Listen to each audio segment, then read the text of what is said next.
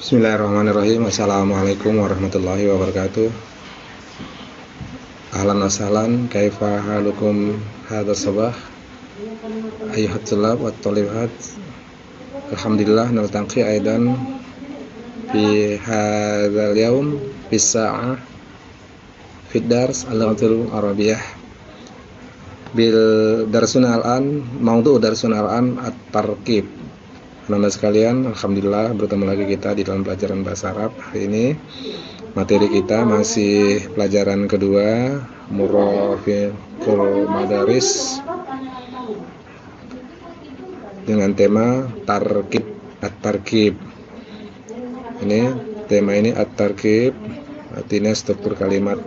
Materi kita at-tarkib kali ini ada 6, ada nanti ismi syarah, ada na'at man'ud, ada mubtada khobar. Mubtada khobarnya nanti kita itu bagi dua.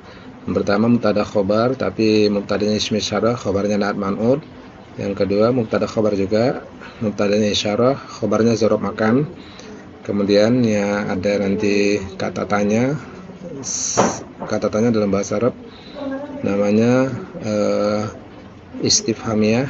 Nanti di akhir pertemuan kita coba mengadakan latihan atau soal. Baik, tulab wa tulibat, kita masuki yang pertama adalah isim isyarah.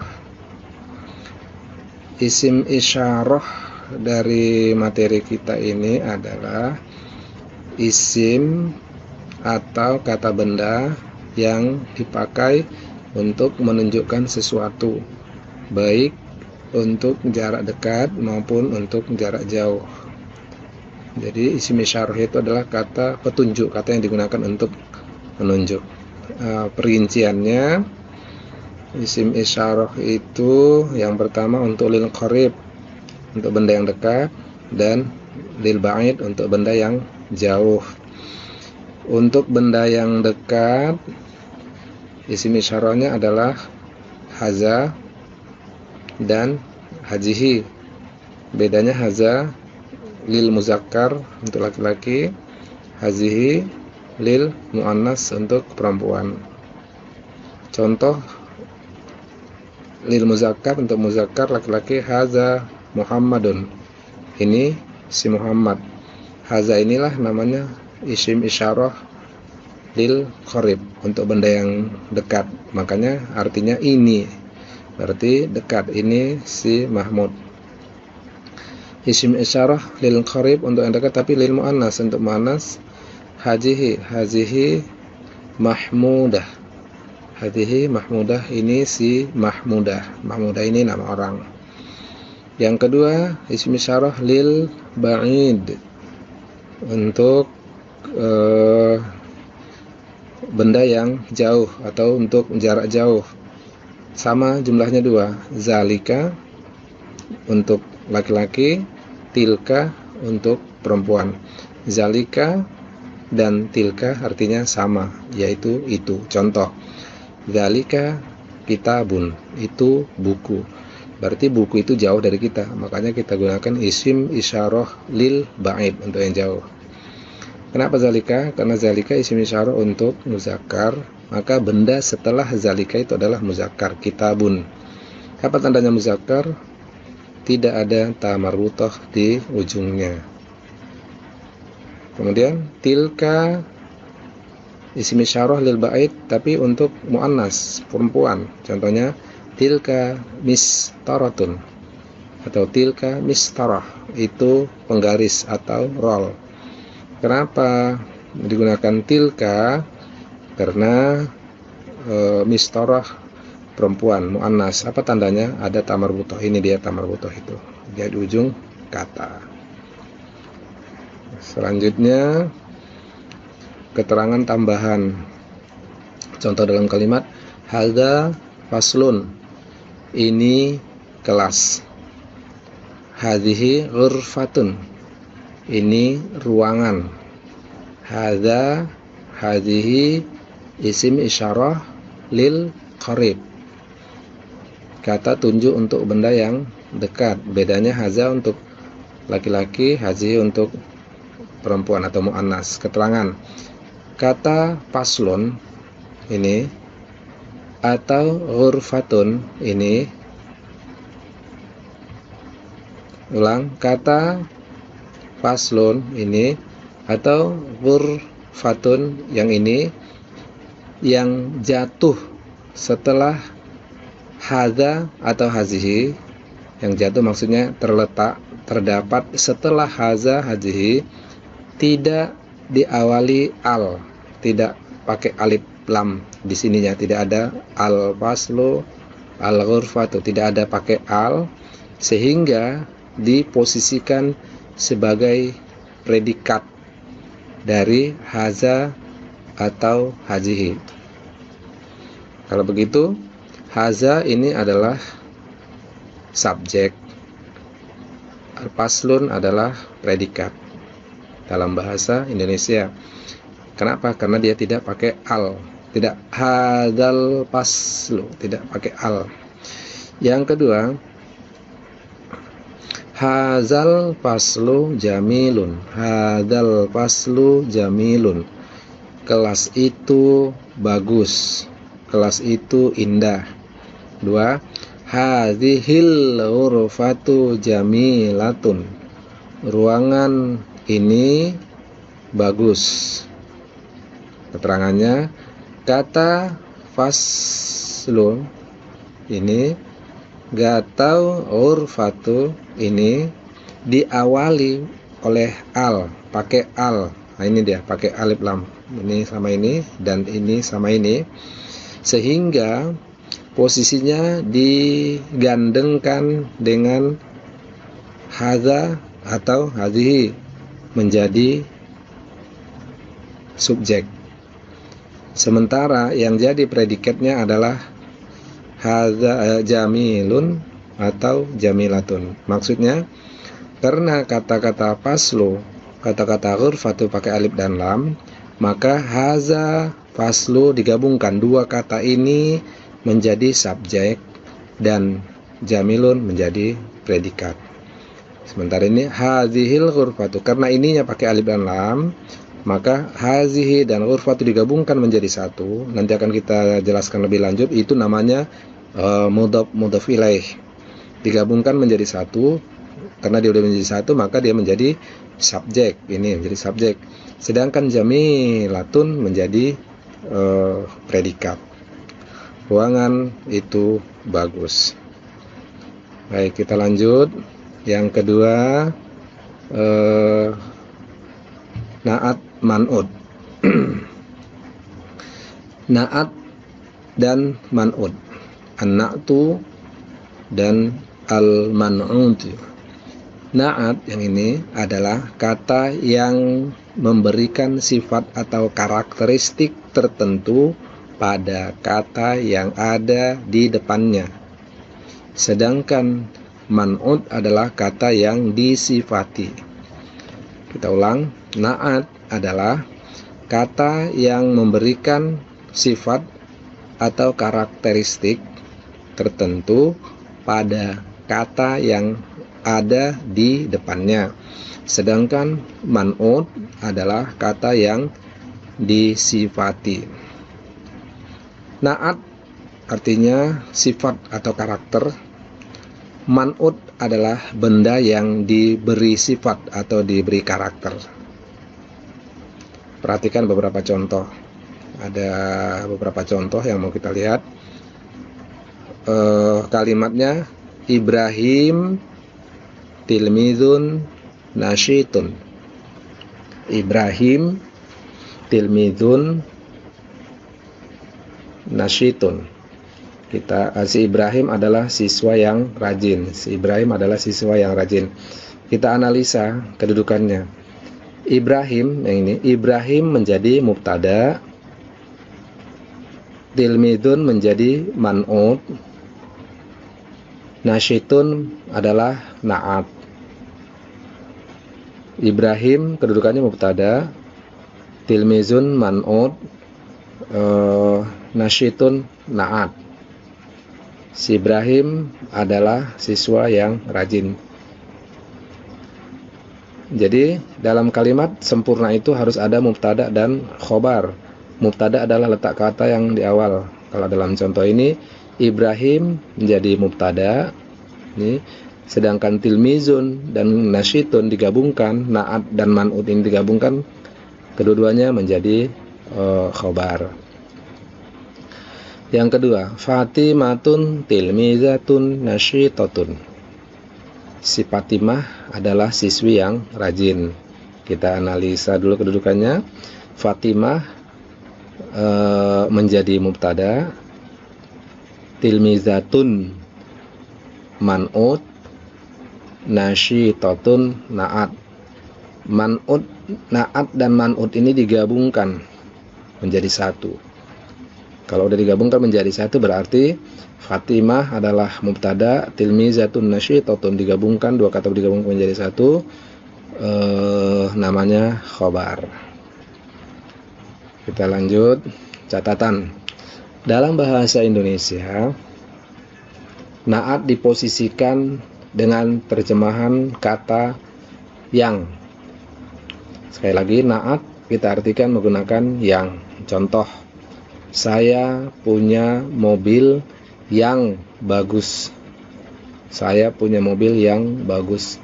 Man'ut atau yang disifati mobil yang bagus itu adalah sifat na'at. 2. Faruk adalah siswa yang rajin. Siswa adalah man'ut yang disifati.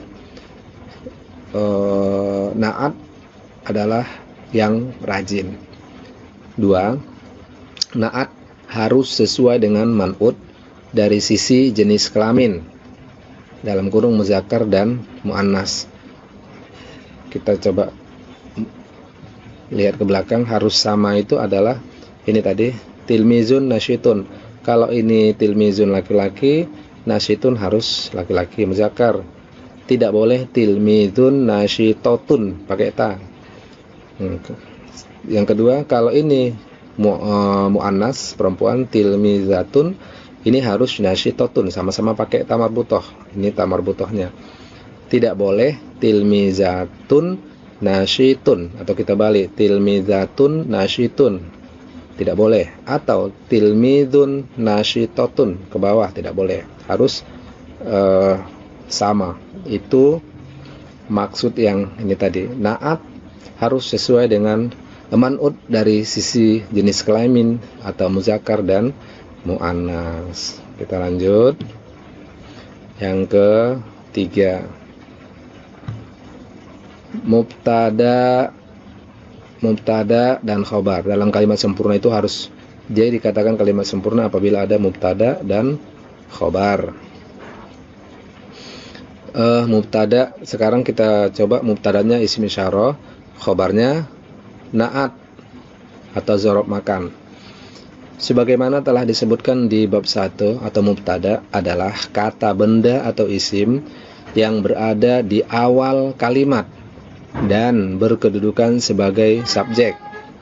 Sedangkan khobar adalah kata yang pasti jatuh terdapat setelah mubtada dan berkedudukan sebagai predikat. Di bab 2 ini, mubtada difokuskan dalam bentuk isim isyarah dan khobarnya dalam bentuk na'at atau dzaraf makan. Untuk sementara mubtada kita pakai isim isyarah, sedangkan khobarnya kita buat pakai na'at. Contoh, hadzal hammamu nazifun. Hadzal hammamu nazifun. Kamar mandi itu bersih. Jadi mubtadanya adalah haza, karena di sini mubtada isim isyarah. Kita coba, hadzal hammam. Ini mubtadanya isim isyarah. Kamar mandi itu bersih. Nazifun adalah na'at, sifat. Hadhis sa'atu wasi'atun. Hadhis sa'atu wasi'atun, halaman ini luas. Hazihinya inilah yang menjadi mubtada, tapi mubtadanya isim isyarah kita bikin. Zalika maqsaf jadidun. Zalikal maqsad maqsafun jadidun. Kantin itu baru. Jadi zalika dan maqsad digabungkan dua kata menjadi satu, itulah namanya mubtada. Sedangkan jadidun kedudukannya menjadi khobar atau predikat. Tilkal maktabatu kabiratun. Perpustakaan itu besar. Tilkal maktabatu kabiratun. Perpustakaan itu besar. Tilka ini dan maktabah adalah mubtada, tapi dari kata isim isyarah. Keterangan A. Kata yang bercetak tebal berkedudukan sebagai mubtada atau subjek. Kata yang bercetak tebal. Kita lihat kembali ke slide di sebelumnya. Ini yang bercetak tebal. Haza al-waslu, bercetak tebal adalah mubtada. Hadzal hammam, hadhihi sa'ah, hadzalikal muqsaf, tilkal maktabah. Yang bercetak tebal ini adalah namanya mubtada. Kata yang bercetak tebal berkedudukan sebagai mubtada atau subjek. Kata yang bergaris bawah berkedudukan sebagai khobar atau predikat dengan bentuk kata sifat. Struktur atau contoh atas adalah mubtada tambah khobar. Khobarnya dari kata sifat, sedangkan mubtadanya itu adalah tadi dari isim isyarah. D. Susunan ini harus ada kesesuaian antara muzakkar dan muannas, sama seperti yang sebelumnya. Kalau mubtadanya muzakkar, khobarnya harus muzakkar. Kalau mubtadanya muannas, khobarnya harus muannas. Selanjutnya yang E, khobar yang berbentuk kata sifat, huruf akhirnya dibaca dhammah. Ulang, khobar itu adalah kata yang kedua setelah mubtada. Khobar yang berbentuk kata sifat. Kalau kata sifat, huruf terakhirnya adalah harus berbaris dhammah. Lihat contoh yang bergaris bawah. Kita lihat ke belakang dulu. Nah ini katanya khobarnya ini kata sifat harus berbaris dhammah. Nazifun tidak boleh nazifa, tidak boleh nazifin. Harus wasi'atun ini namanya dhammah.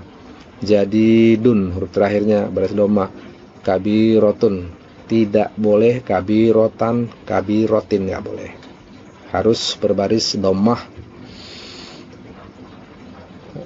Telaah, kita telaah dulu ini. Dua, telaah dan analisis contoh. Kalimatnya tilkal ghurfatu shaghirun. Tilka ghurfatu shaghirun. Ini adalah kalimat yang salah. Kenapa? Karena ghurfatu ini ada tamar butohnya, shaghiratu enggak ada. Seharusnya ini shaghiritun. Kita lihat letak kesalahannya. Kata shaghirun ini harusnya shaghiratun pakai tamar butoh. Karena ghurfatun ini, yang ini berbentuk perempuan. Jadi pembenarannya tilkal ghurfatu shaghiratun. 2. Dzalikal bustanu wasi'atun. Kebun itu luas. Dzalikal bustanu wasi'atun. Kata wasi'atun ini seharusnya wasi'un, karena al-bustanu ini berbentuk perempuan muannas. Pembenarannya, perbaikannya dzalikal bustanu wasi'un. Ayo tulab wa tuliban, kita lanjutkan yang keempat.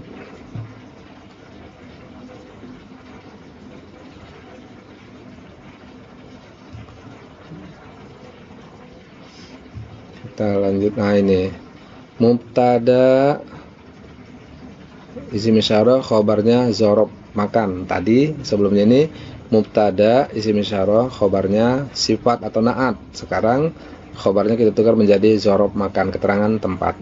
Contohnya, hadzal kanzu fil idaroti. Hadzal kanzu fil idaroti. Gudang itu ada di dalam kantor. 2. Hadhil ghurfatu alal maktabati. Aula itu ada di atas perpustakaan. Dzalikal maidanu amamal ma'mali. Lapangan itu ada di depan laboratorium. Tilkal ghurfatu bainal masjidi wal ma'hadi. Ruangan itu ada di antara masjid dan ma'had. Saya ulang di atas lagi. Mubtada'nya itu isim isyarah, ini dia. Hadzal kanzu, dua kata digabungkan menjadi satu. Mubtada, sedangkan khobarnya adalah keterangan tempat. Keterangan tempat itu ini dia. Fil idaroh, di kantor, alal maktabah, di atas pustaka, amamal ma'mal, di depan laboratorium, bainal masjid wal ma'had, di antara masjid dan ma'had. Kita lihat keterangannya. Kata yang tercetak tebal berkedudukan sebagai mubtada. Yang tebal itu hadzal kanzul, ini hadhil qa'ah, dzalikal maidan, tilkal ghurfah, menjadi mubtada. Kata yang bergaris bawah berkedudukan sebagai khobar. Ini fi, ala, amama, baina, khobar predikat dengan bentuk kata keterangan tempat. Di dalam kantor, di atas pustaka, di depan laboratorium, di antara masjid dan ma'had. C. Struktur atau contoh. Mubtada tambah khobar, tapi khobarnya dari kata keterangan tempat. Khusus susunan ini tidak harus ada kesesuaian antara muzakkar dengan muannas. Ini bedanya. Kalau mubtada dan khobarnya keterangan tempat tidak harus sama antara mubtada dengan khobar. Khusus susunan ini tidak harus ada kesesuaian antara muzakkar dan muannas. Setiap kata yang jatuh yang terdapat setelah adawatul jar, keterangan makan, zorob makan, maka harus akhirnya dibaca kasroh. Lihat contoh di atas. Setiap kata yang jatuh itu terdapat setelah adawatul jar, maka hurufnya berbaris di bawah atau kasroh. Adawatul jar itu keterangan tempat itu ini. Setelah fi, huruf terakhirnya harus ti, nggak boleh tu, nggak boleh ta. Ala, ti, amama, li, baina, masjidi, dan ma'hadi. Ini ada banyak jumlahnya, bukan hanya 4. Nanti akan kita pelajari lebih lanjut. Telaah dan analisis contoh. Hazal ghurfatu fil ma'hadi. Hazal ghurfatu fil ma'hadi. Kata haza harusnya hajihi. Haza ini seharusnya hajihi, karena ghurfatu berbentuk perempuan. Seharusnya ini hazihil ghurfatu fil ma'had. Betul, pembenaran hazihil ghurfatu fil ma'had. Hazihil madrasati janibal masjida. Masjida. Kata al-masjida seharusnya dibaca masjidi. Ini masjidi dengan harokat akhir kasrah karena berada setelah zarab makan. Pembenarannya hadhil madrasati janibal masjidi.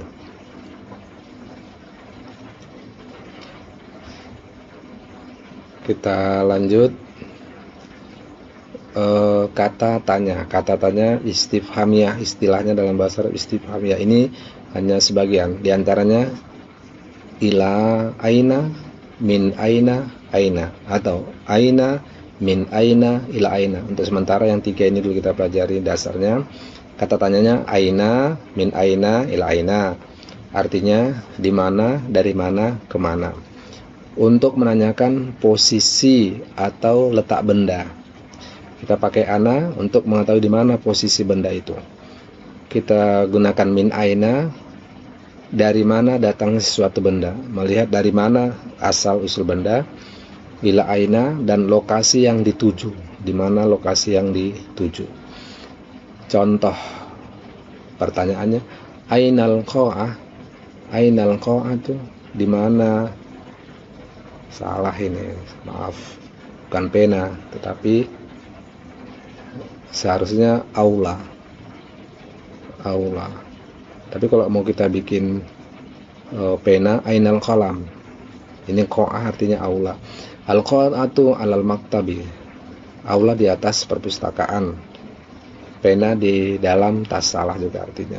Salah cetak kali ini. Maaf, al-qa'atu alal maktabah. Aula di atas perpustakaan. Mungkin bangunannya bertingkat. Min aina anta? Dari mana kamu? Dari mana engkau? Ana minal ma'mal. Saya dari laboratorium. Ila aina tazhab? Kemana kamu pergi? Ila aina, kemana? Berarti lokasi yang dituju. Azhabu ilal masjid. Saya pergi ke masjid. Ayat sholab wa tolibat. Terakhir, mari kita lihat. Ini ada beberapa soal. Mudah-mudahan dari penjelasan yang sangat-sangat terbatas tadi, antum bisa menguasai soal. Ada 4 kata yang dalam kurung.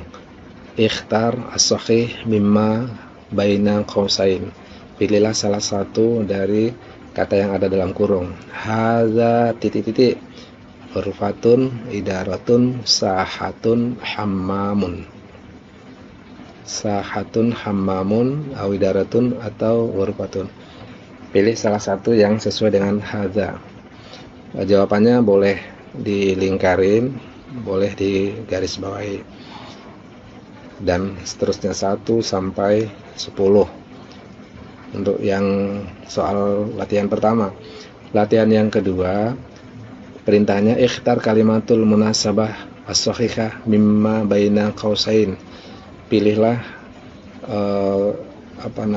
kata yang sesuai dari apa yang ada dalam kurung, sama dengan latihan pertama tadi. Ini latihan kedua.